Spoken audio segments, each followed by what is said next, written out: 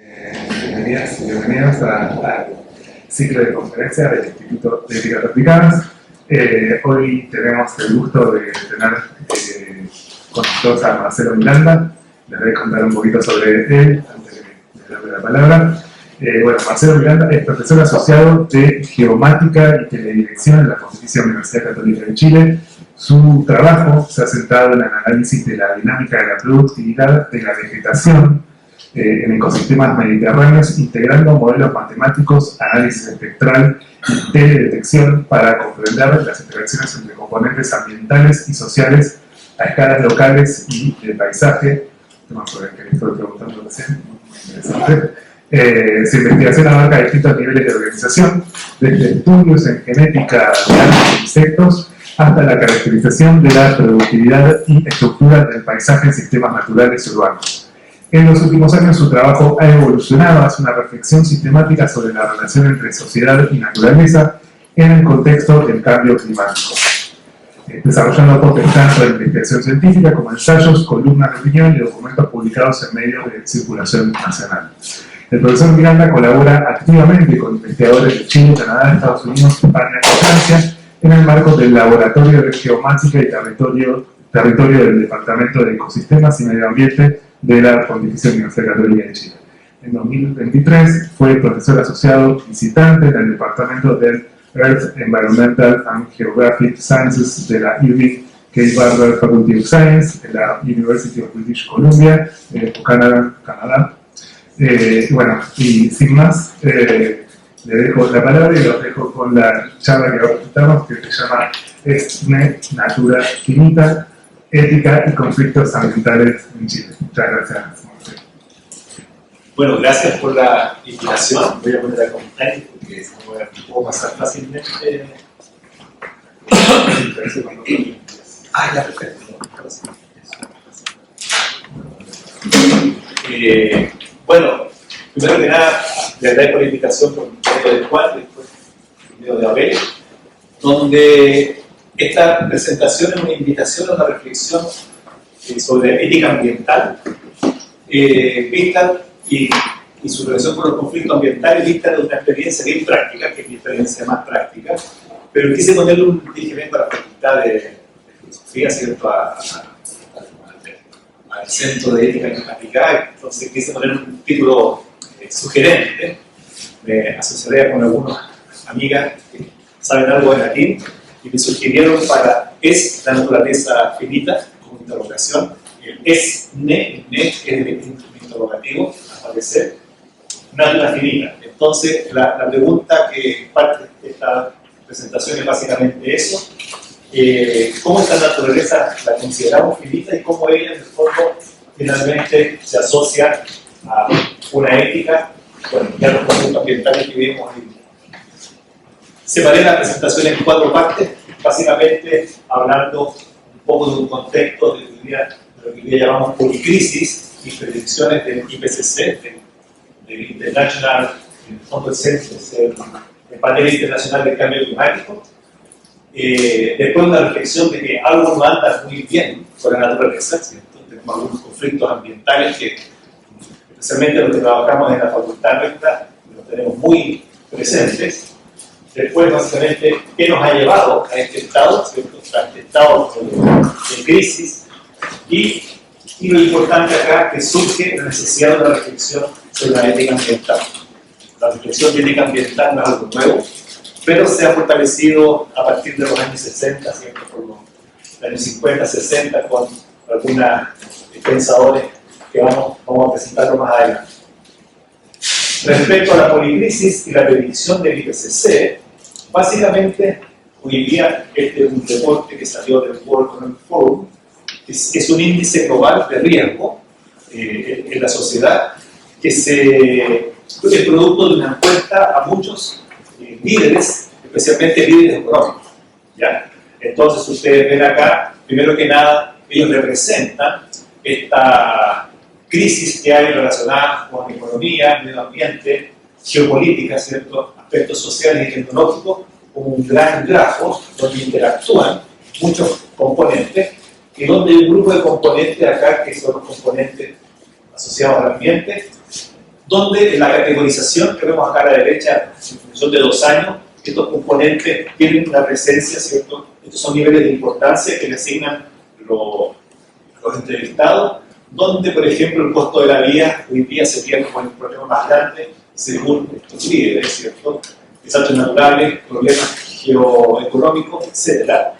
Pero cuando se les pregunta qué piensan a 10 años a futuro, bueno, a 10 años a futuro, básicamente los temas ambientales se ponen relevantes, ¿cierto? Y surgen como grandes problemas, grandes desafíos que van a enfrentar las sociedades, y en este caso especialmente el comercio y los negocios. ¿Ya? Entonces, este esquema es interesante para poder ver cómo, ¿cierto? Tenemos acá algo que está presente antiguamente, pero que hoy día parece que va a ser también algo muy importante a tener que abordar, que son las problemáticas ambientales.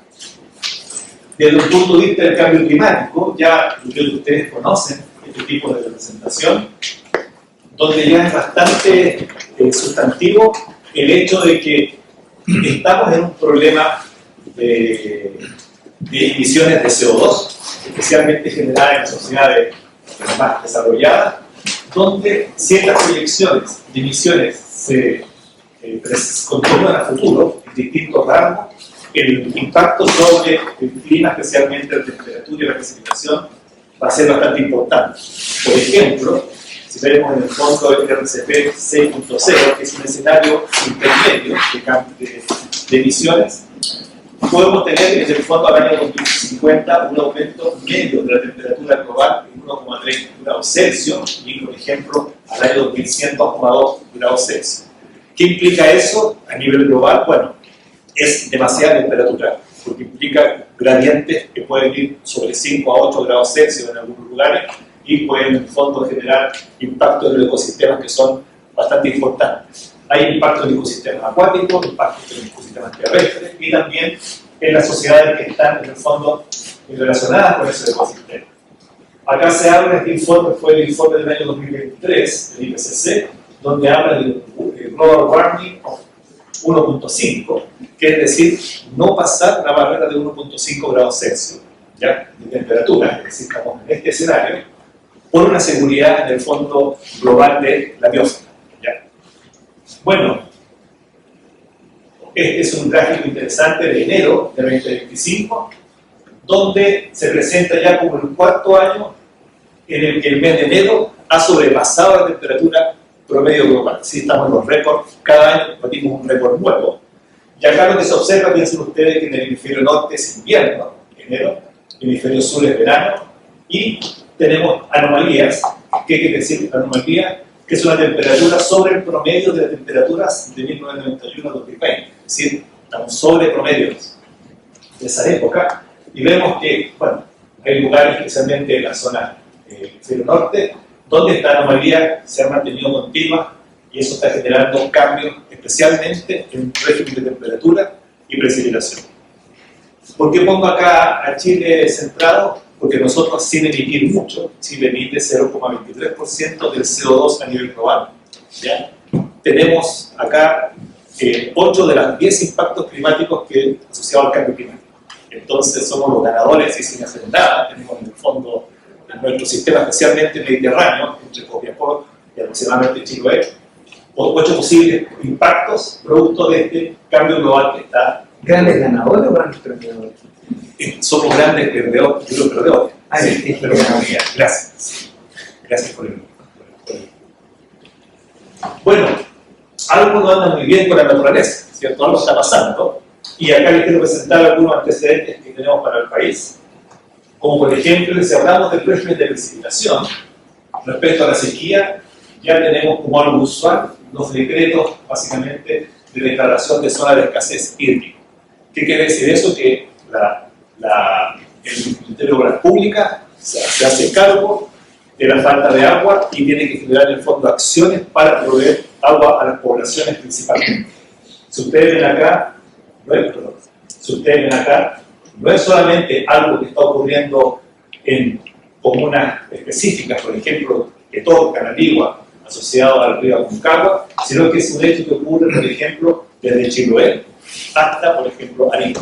¿ya? Es decir, tenemos problemas y decretos de escasez de agua de forma continua que están llevando principalmente a que ocurra, este decreto facilita que pueda ocurrir la distribución de agua en base a caminos de aljibes, y tenemos aproximadamente 400.000 personas, ¿cierto?, hoy día viviendo de agua de forma no recurrente a través del territorio. Otro ejemplo que podemos ver también asociado a las precipitaciones, que yo creo que ha causado más impacto este último tiempo, tiene que ver con el aumento de la torrencialidad de las tormentas, ¿ya? El cambio climático en nuestro país tiene como característica que ingresan tormentas desde el sur, pero ocurre un muro producto de la presión alta del Pacífico que nos deja que pasen las tormentas a partir de San Fernando hacia el norte. Entonces tenemos precipitación de alta magnitud hasta el Maule, esto se disipa y después hacia el norte no tenemos precipitación, ¿ya? ¿Qué ha generado esto? Por ejemplo, el megasistema frontal de julio del 2024, ¿cierto?, generó 11.000 viviendas dañadas, ¿cierto?, en Curanilagüe. Acá ocurrió que el desborde de un río inundó una ciudad completa, con 5.000 damnificados, aluviones estivales en el altiplano, que ya empiezan a ser más recurrentes. San Pedro de Atacama se inunda, se embarra 1, 2, 3 veces, ¿cierto?, por las grandes precipitaciones. Y acá, Inca de Oro, que es una localidad, esta vez el 75% de la localidad quedó bajo el mar. ¿Ya? Entonces, son eventos nuevos. Colapso urbano en Santiago, ustedes recuerdan, en verano, ¿cierto?, que llovió 20 milímetros en Maipú, un fenómeno nuevo que cayó tan torrencialmente que se inundó en el fondo 400 casas y ahí, bueno, no hay sistema que aguante. Y bueno, junio, por ejemplo, 2023, también hay un sistema frontal en Pataquito, que son fenómenos que hay un consenso científico que están asociados a estas nuevas condiciones del clima que estamos viviendo. Aparte de la precipitación, tenemos la temperatura, especialmente asociado a la sequía, donde lo que está ocurriendo, por ejemplo, es la presencia de incendios forestales de magnitudes que no conocían. Quiero destacar acá el incendio de las máquinas, el año 2017, las máquinas, si mal no me equivoco, esta zona de acá, donde un solo incendio alcanzó 160.000 hectáreas. Es decir, no es que se hayan quemado zonas distintas, sino que un solo incendio, avanzando por el ecosistema, esto es una zona de espinales y de plantaciones, alcanzó esta magnitud. En la zona de Rancagua, este incendio que está acá, una de las características que tuvo fue que el fuego avanzaba a 800 hectáreas por hora, es decir, son fenómenos que en ese momento eran incontrolables, es decir, ¿qué estaba controlando ese incendio? Nadie, porque no se podía controlar, ¿ya? Entonces tenemos un efecto de la temporalidad de los incendios. La temporalidad empieza antes, ahora, ¿cierto? Ya a partir del mes de octubre empezamos a estar atentos a los incendios y también hay aumento de la intensidad de estos fenómenos, ¿ya? Otro efecto también importante que yo estudio, especialmente lo que acá hablábamos, ¿cierto?, que vía sensores remotos, hemos visto, tenemos fenómenos de sequía muy importantes, donde vegetación del tipo esclerófilo, el bosque esclerófilo, que se supone son continuas, verdes todo el año, están sufriendo un desecamiento por falta de agua. Este es un quillay, aguas de Ramón, si los que tienen agua de Ramón van caminando, es un quillay inmenso que había. Esta es una foto del 2015 y esta es una foto del 2021. Es decir, la baja en precipitación que ocurrió durante esos años, que llegaron a caer 90 milímetros en Santiago sobre 300, generó, por ejemplo, que estos solvidres, que son verdes, se pusieran de color, son peumo, tuvieran este color, lo que se llama un fenómeno de pardeamiento. ¿Qué es lo que genera eso? Más que mirarlo como un problema, desde un punto de vista científico, lo que estamos observando cambios rápidos en la dinámica de los ecosistemas. ¿Ya? Cuando hablamos de cambios rápidos en dinámica, estamos viendo cambios estructurales, se pierden estructura, pero por otro lado hay cambios de composición. Están llegando otras especies a ocupar espacios y que son mejor, reciben mejor las condiciones. Es decir, hay una dinámica de cambios ¿ya? Desde un punto de vista tal vez de la provisión de beneficios a la sociedad ecosistémica, lo podemos ver como algo que tal vez es negativo. Finalmente, básicamente, esto es que se puede traducir, que ha habido a nivel global y también en nuestro país un proceso de artificialización de la naturaleza muy grande, donde tal vez teníamos antes lo que llamábamos un saltus, un gran espacio natural, ¿cierto? Y pequeños espacios agrícolas y pequeños urbanos, donde empezamos a ganar, en el fondo, a perder, en el fondo, los bosques, ¿cierto? La naturaleza tan prístina, ganamos en agricultura y tal vez empezamos a ganar también en espacios urbanos. Es decir, ha habido una dinámica de cambio, pero que este último tiempo se ha visto acelerada, especialmente por algunos fenómenos que vamos a discutir. ¿Qué nos ha llevado a esto? Una gran pregunta. Básicamente, yo diría que hay tres grandes como líneas. Primero que nada, los hábitos de consumo y los desechos humanos. Ya en la reunión de Río, año 1992, se hablaba que el cambio climático estaba asociado especialmente, se pensaba que estaba asociado a los hábitos de consumo, especialmente en las sociedades más desarrolladas, y a la generación de desechos que generaban las sociedades a través de este consumo humano. Por otro lado, tenemos una industrialización que parte del año después de 1750, ¿cierto? Que se refuerza a fines del siglo XIX y está forzada básicamente por el uso de combustibles fósiles que nos han permitido todo lo que hoy día podemos desarrollar. Y otra cosa importante, un cambio de uso de la tierra. En el fondo hemos transformado bosques, ¿cierto? Y sectores naturales, agricultura y urbanización por una necesidad que hemos considerado como natural. Ahora, estos efectos es importante destacar que han sido modulados por aspectos culturales, por la legislación que nosotros generamos y también por la ciencia y tecnología que hemos ido desarrollando a través del tiempo. Producto de este que no está pasando, yo quisiera plantear acá que ha comenzado una reflexión sobre cuál ha sido nuestra relación con la naturaleza, ¿ya? Y acá especialmente yo quisiera enfocarme en dos grandes líneas. Una reflexión que parte en el año 1940, ¿cierto? Con Aldo Leopold, ingeniero forestal, donde él hace una reflexión respecto a cómo se están transformando los bosques en Estados Unidos respecto al uso industrial que ellos están teniendo.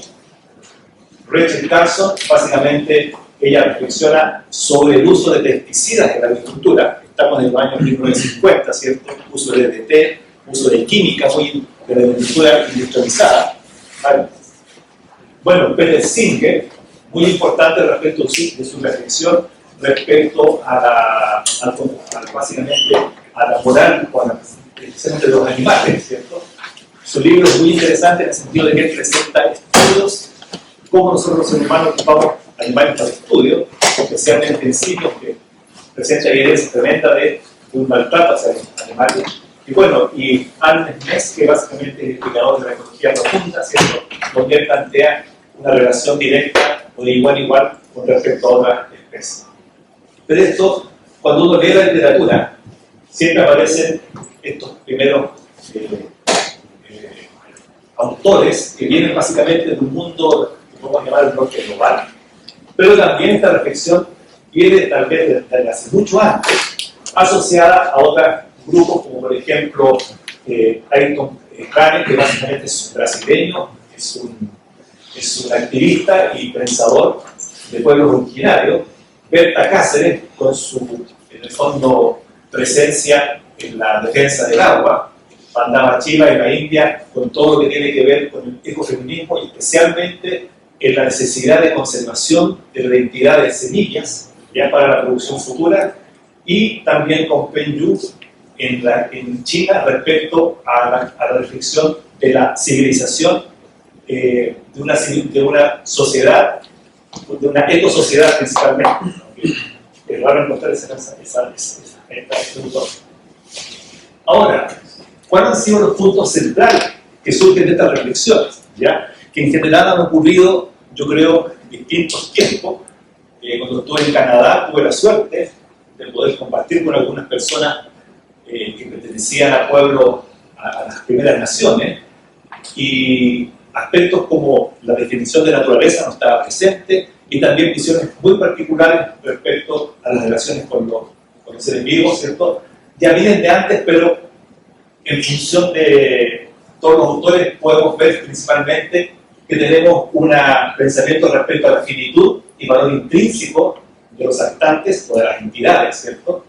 Es decir, empieza una reflexión que hay un límite de los vivos, de lo inerte, ¿cierto? Inclusive un valor sobre lo abstracto, lo individual y lo grupal.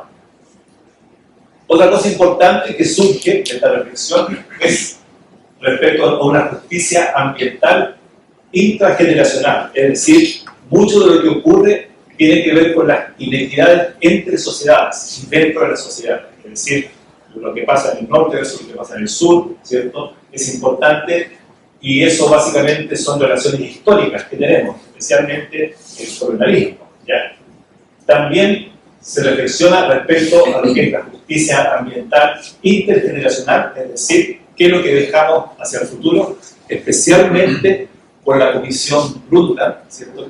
Donde se acuñó el término de sostenibilidad, ¿ya? Acá hay una reflexión, ok, nosotros estamos generando impacto, pero también tenemos que pensar, cuando pensamos en nuestro desarrollo, pensar qué pasa con las generaciones futuras y también pensar qué pasa con otros habitantes o entidades que están conviviendo con nosotros.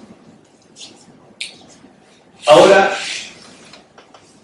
respecto a lo que yo he podido leer, así, no tengo una formación de filosofía, así, para nada, pero sí lo que uno puede leer y ver, básicamente, que la ética ambiental como tal, esta reflexión sobre la moral que hacemos, tiene estos tres niveles. Primero, un nivel experiencial, es decir, las personas que tienen una sensibilidad con su entorno natural, con otras entidades, especialmente a través de su experiencia personal que han tenido con él, ¿ya? Eso lo podemos ver, por ejemplo, tanto en nuestros estudiantes, ¿cierto?, que estudian carreras más asociadas a la naturaleza, ¿cierto?, y también con personas que están más alejadas de ella. También es situada. ¿En qué sentido? Que no es homogénea. Las experiencias con respecto a nuestro entorno natural dependen mucho de dónde se estén viviendo, ¿no? Hay personas que son realmente urbanas, personas que tienen experiencias con respecto a sistemas más rurales, ¿ya? Depende mucho del contexto cultural y de lo que realmente ocurre.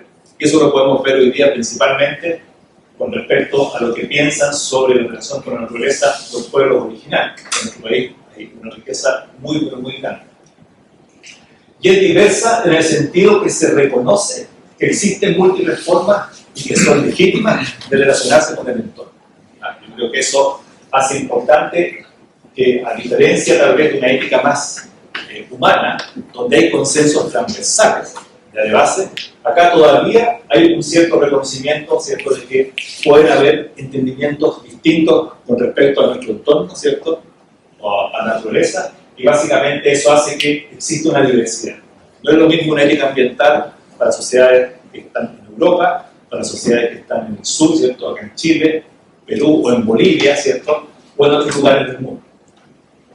Ahora, seguramente tenemos ciertas cosas transversales. Acá algunos ejemplos. Por ejemplo, acá esta es mi experiencia ya con la naturaleza. Yo he tenido la suerte en mi carrera de trabajar desde el altiplano hasta la Antártida y relacionarme con todo el ecosistema y con mucha gente conversando, donde tenemos básicamente, esto es Coyhaique, ¿cierto?, esto es el salar de, ¿cómo se llama?, de Huasco, acá los bosques, la campana, los bosques mediterráneos. Bueno, uno podría aumentar su experiencia, ¿cierto? Zonas magallánicas, paisajes grandes, zonas más locales, más personales, ¿cierto? Y también tenemos experiencias de personas que van a estar, por ejemplo, en grandes urbes, esto es la Florida, acá en Santiago, esta es una población acá en Santiago también, y esto es en el norte, una zona industrial, ¿cierto? Cada uno de ellos vive una experiencia con su entorno y por lo tanto con la naturaleza. Y de ello va a surgir tal vez un concepto, una base ética por la cual definir, bueno, y defender ciertos principios. Ahora, ¿qué sendas éticas han surgido? Básicamente, yo, un poco dado esta invitación, ¿cierto? Mi idea, y básicamente podemos reconocer estos tres como grandes vías. Uno es lo que se llama un antropocentrismo ampliado, donde como seres humanos reconocemos la importancia de, básicamente, de las otras entidades bastantes, ¿cierto? Y básicamente, pero sí le damos un primer orden al ser humano como tal. Ya, eso es una asunción, es decir, es importante las otras especies, son importantes los ecosistemas, pero porque tenemos tal vez una relación de sustento y también una relación de legado con estos otros elementos. Hay un biocentrismo muy importante donde acá pone en el mismo nivel a todas las especies y a todos los, cuando hablamos de los habitantes, son entidades, ¿cierto?, que pueden ser tanto físicas como bióticas, y ellas son importantes e independientes de su utilidad. Y la base de esto es que se plantea que el ser humano, ¿cierto?, tiene un origen en la historia hace 300.000 años aproximadamente, pero por ejemplo los árboles tienen 400 millones de años de existencia, ¿ya? Y por ejemplo las formaciones geológicas se vienen formando desde hace 4.500 millones de años. Entonces, ¿por qué ellos van a tener menos importancia? Tal vez si han tenido más presencia en el desarrollo de la vida de nosotros, ¿sí? Bueno, y finalmente tenemos el socioecocentrismo, donde acá lo interesante es que se mira en el fondo el valor como una comunidad, como un conjunto, donde acá es importante un equilibrio entre, por ejemplo, ríos, cuencas, bosques y sociedades humanas, ¿ya? Y que el valor del conjunto tiene un fin, básicamente un beneficio mayor.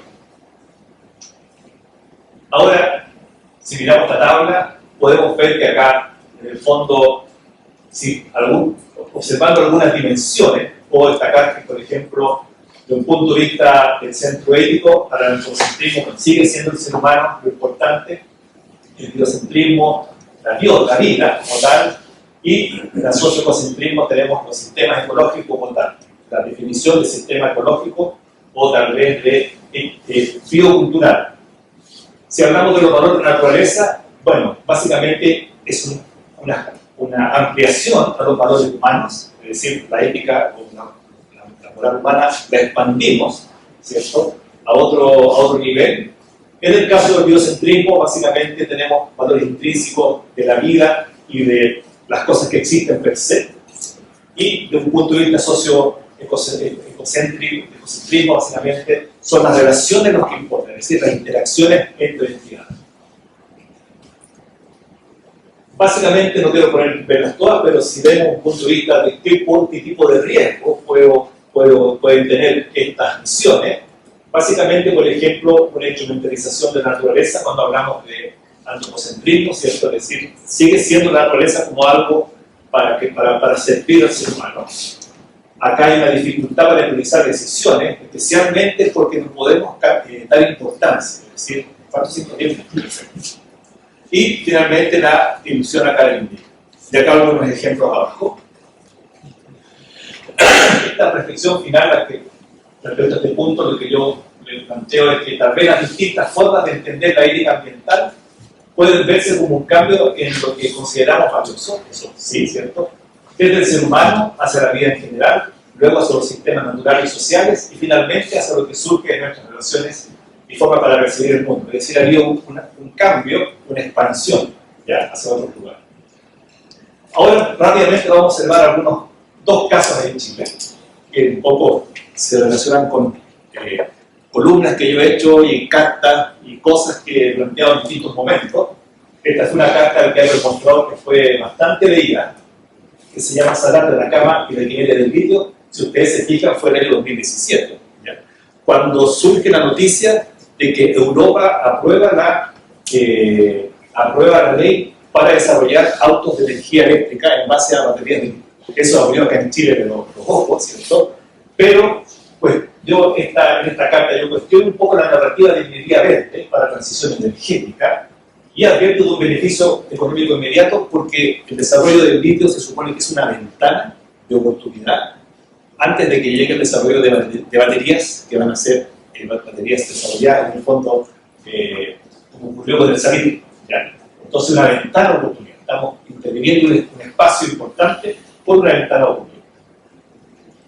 Acá tenemos el Salar de Atacama en 1992, ¿cierto?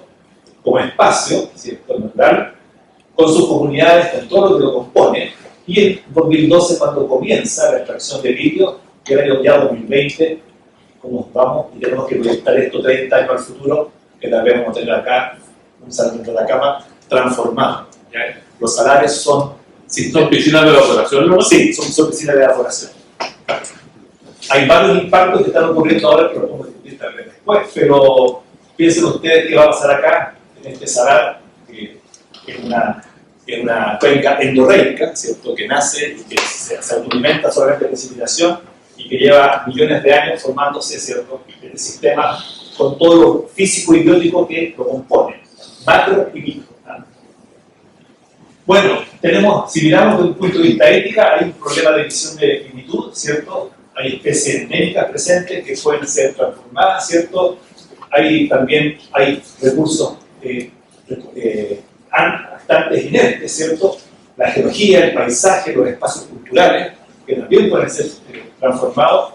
Justicia, tenemos un punto de vista de la justicia intergeneracional, ¿cierto?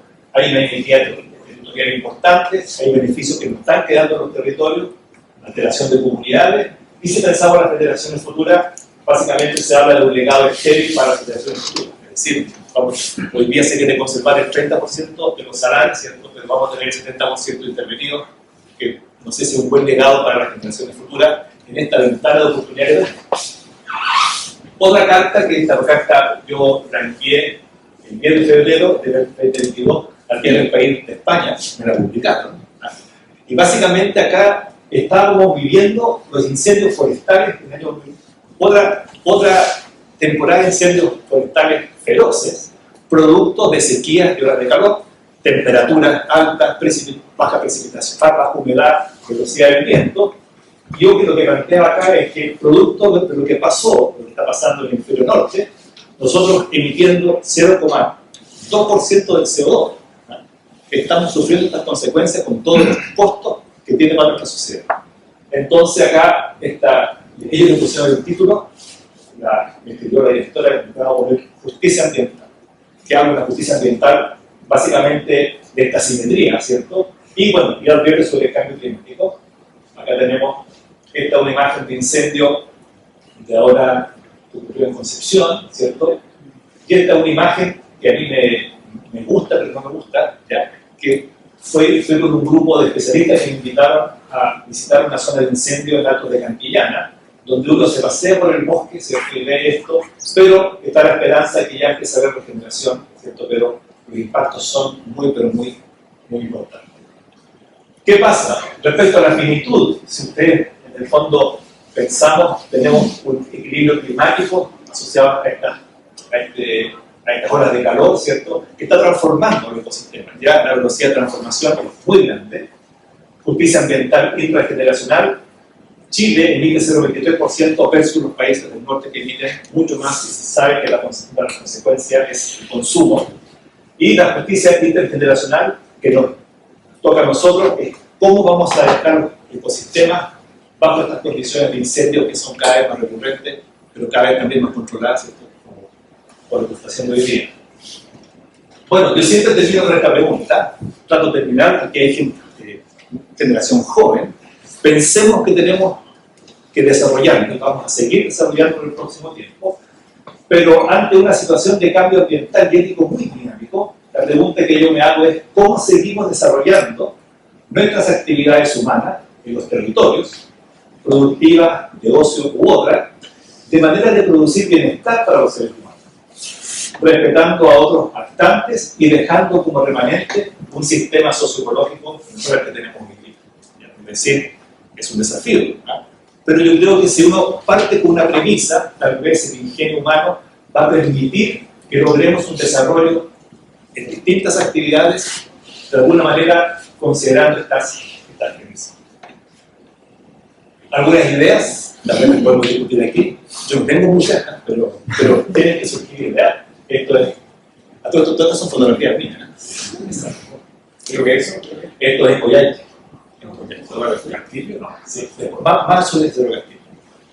Bueno, y finalmente, como último mensaje, yo llevo trabajando, reflexionando así de forma sistemática ya como 10 años en este problema de cambio climático, y creo firmemente que nuestro planeta está cambiando rápidamente a espacios de vida que conocemos, y hay que ser activo. Yo creo que hay que ser activo y actuar en conciencia. Y finalmente les dejo esta foto que es básicamente sacada por la misión Artemisa 2, donde el astronauta indicó que más que la Tierra en sí que le impresionaba, le impresionaba básicamente todo lo negro y oscuro que rodea nuestro planeta. Es decir, cuán solo está el planeta. Eso.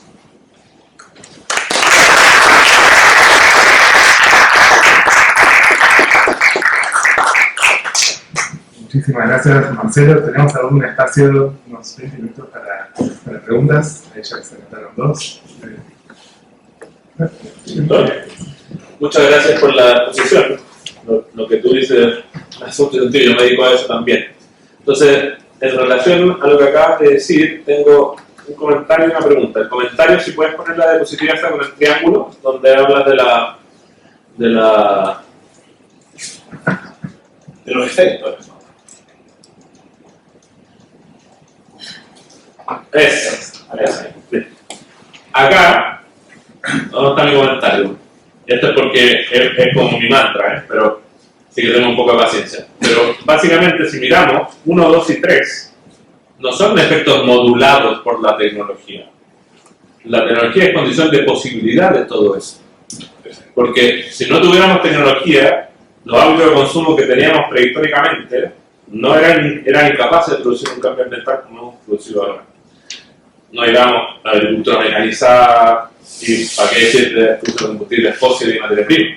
Entonces, me parece que, y algo que yo creo que está faltando mucho en la ética ambiental, es la consideración de qué es la técnica o la tecnología como actividad humana y el impacto que tiene por ser técnica, no por cómo la usamos. Es decir, es un instrumento tan potente que si yo apelo simplemente no, consulta con cuidado, etcétera, etcétera, no voy a lograr jamás el efecto, que es lo que estamos viendo. Cuando tú contraponías el modelo, claro, yo puedo decir, me tomo en serio el socioecologismo o cualquiera de estas formas no antropocéntricas, pero viabilidad política de eso prácticamente cero. Entonces, ahí yo creo que hay un espacio clave para el desarrollo y futuro de la ética ambiental, de mirar más de cerca cómo funciona nuestra relación con la tecnología. Y mira, tu punto es muy interesante. Dentro de las lecturas que yo he estado, uno va cayendo, en mi caso, yo voy cayendo en lectura. Si no es que hay un plan, sino que voy cayendo. Y una de las últimas lecturas que he caído es sobre Heidegger. Pregunta por la técnica. Pregunta por la técnica. En el fondo, justamente él plantea que la técnica en sí tiene un elemento transformador y de utilidad, pero también tiene un elemento de configuración, por decirlo de alguna manera, del ser. Y eso cambia. Tenemos una tesis doctoral hoy día con una estudiante, con Amanda Martínez, que estamos tratando el tema de la datificación de la naturaleza.